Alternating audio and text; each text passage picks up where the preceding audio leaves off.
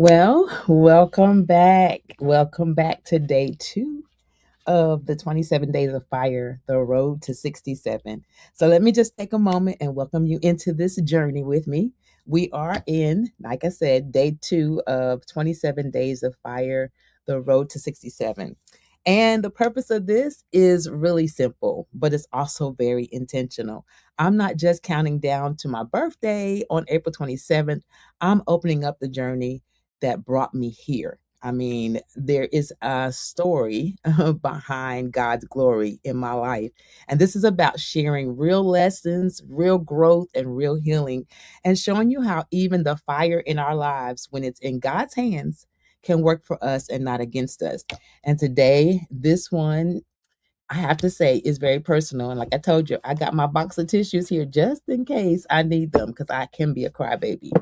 But once someone said to me, Pastor C, you take a lot of pictures. And I thought about that. And I realized, you know what? I really do take a lot of pictures. I mean, a lot. I take pictures of my kids, my grandkids, my husband, events, church moments. I mean, everything. And I had to pause and ask myself, why do I take so many pictures? And you know what? The answer didn't come from the surface, really. In that simple question, it came from something deeper because I believe in taking things to God in prayer. Because you see, I lived for the first part of my life in foster care. That's the beginning of my life. And can I tell you something? I have memories. I have a whole lot of memories. Boy, do I have memories, many of which are not so good from the beginning of my life, but they didn't come from pictures. I've never seen a picture of what I looked like as a baby. I never saw a picture of my dad holding me in his arms, at the excitement of my birth. I mean, no pictures of my birth mother in the delivery room, no image of me lying on her chest, waiting for my first meal from her body. I mean, no pictures of my first steps or riding my bike for the first time. Those memories, they just don't exist. They don't exist in pictures for me. And I guess you could say even now, if I'm honest, I don't have a lot of pictures sitting out in my home. Now they are on my phone. I have gazillions of pictures in my phone. I have them, but they're not framed. They're not sitting around in my house, not sitting around me. They're not filling the room. And I had to ask myself again, why? Why? This is interesting. Why don't I have pictures sitting out in my house? Because and the answer came to me as I prayed about it.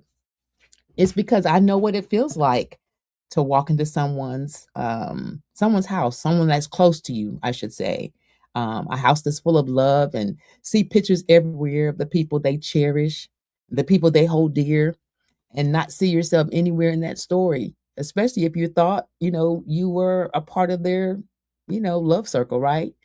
Not on the wall, not on the shelf, not in the places that say you belong here. And because I love hard, and I really do, anyone that knows me knows if I'm in your life, I love hard. You're not going to guess as to whether I'm there for you because you're going to know it, right? But I made a decision, maybe without even realizing at the time, that I never wanted anyone to walk into my space and feel that kind of absence. I never wanted a sister, a brother, an aunt, a cousin, a church member, anybody that was connected to me to feel like the absence of their picture was a reflection of my heart or how I felt about them. So, I capture moments. I took the pictures, I take the pictures. I go on vacation with my friends, whatever. I'm taking pictures. I make sure people are seen because I know what it feels like to wonder if you were. And I want you to really hear me, cycle breakers, because that kind of revelation, that wasn't rejection for me. That was God saying, now, Cindy, let's deal with this.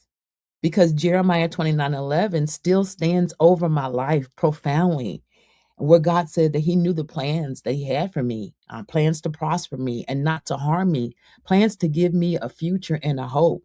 Which means even in seasons where I wasn't seen the way I should have been, God still saw me. Yes, even in the moments where I wasn't placed in the picture, God still had me in His plan. So now, I'm learning something. I don't just take pictures, I take my place, right? I'm learning to see myself as valuable, to see myself as worthy, to understand that I belong in the frame too. It doesn't matter, how people see me or how they don't see me. I had to come to the realization that God always sees me. Sorry, guys. Woo! God always sees me the way He did when I was in my mother's womb. And even if there wasn't a picture taken, when she went to the hospital, I don't even know what kind of emotion that was. Maybe she wasn't glad that I was coming out. I don't know. But there weren't any pictures, of me, period. And, I have to be totally honest, I would like to take a glimpse, of what I looked like when I was a little baby, what I looked like when I was, a toddler, what I looked like when I was, you know, um, I guess when I was 5 or 4 or, I don't know, eating ice cream or going to the park, but I'm learning that even though I wasn't in those pictures and there weren't any pictures of me taken, and maybe they are, and if your family or your friends and you got some pictures of me, as a baby or as a toddler, I mean, please send them to me. I would love to see them. But the bottom line is I had to learn to see myself as valuable, to see myself as worthy, to understand that even though I wasn't in a physical frame, that God had already framed me. And the Bible tells me that He framed me in my mother's womb and He constructed me. In fact, the Bible says that I was fearfully and wonderfully made, even in my mother's womb. And it didn't matter how I was conceived, that God purposed me to be here in this earth. And He's given me a voice to share these things now because I believe that um, if you're listening to this today, that this is going to touch you. It's going to touch your heart, and it's going to touch what really matters. To let you know that the love of God is truly, truly expressed just in the fact that you're here. No matter what choices you've made, no matter what you did wrong, or no matter who your father was, who your mother was, what the generational curses are that have followed you down through the line. If you are here today, then know this from me, from my heart to yours. You are not an accident. You are not here by accident. God has a purpose and a plan for you. And with that, I want to ask you something today. What has what has your life revealed about you? I mean, not what people did, you know, not what they said about you, but what you started believing about yourself because of what they did and because of what they said. What have you started believing about yourself? And I don't want to leave it here. I want to bring it to a healing part because you don't you don't ignore this, right? You acknowledge it. You don't run from it, you bring it to God. Whatever those emotions are, whatever it is that you're feeling, like I did when God really helped me to realize why I wasn't taking pictures or putting pictures up on walls or whatever. It was so deep. It was so deep, and I didn't even know how deep it was. Little things that we pass over, like, oh man, that's nothing, that is, but those things are at the root of why we're not progressing, why we're not pushing forward.